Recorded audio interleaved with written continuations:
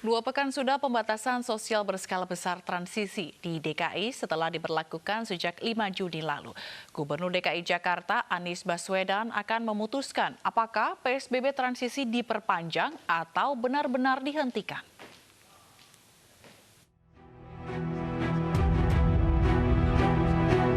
Pemerintah Provinsi DKI Jakarta resmi menetapkan PSBB transisi sejak 5 Juni lalu.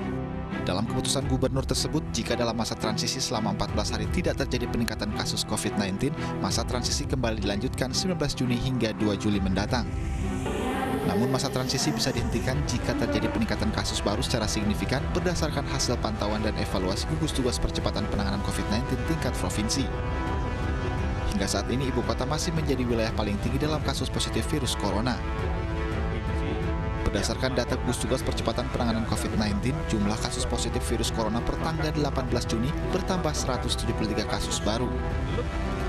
Dengan penambahan tersebut, jumlah kasus positif corona di Jakarta menjadi 9.385, dengan pasien dirawat 1.377 dan 4.592 dinyatakan sembuh.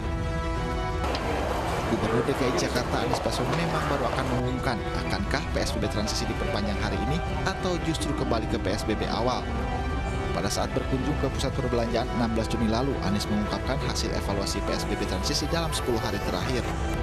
Mungkinkah kita kembali ke masa PSBB? Tidak ada kemungkinan yang ditutup. Karena itulah kenapa kita katakan bahwa ini adalah masa transisi, dan masa transisi itu akan bisa memasuki fase sehat, aman, produktif jika indikator-indikator kesehatan masyarakat, indikator epidemiologi menunjukkan bahwa adanya kegiatan ekonomi, sosial, budaya tidak berdampak negatif kepada keselamatan warga.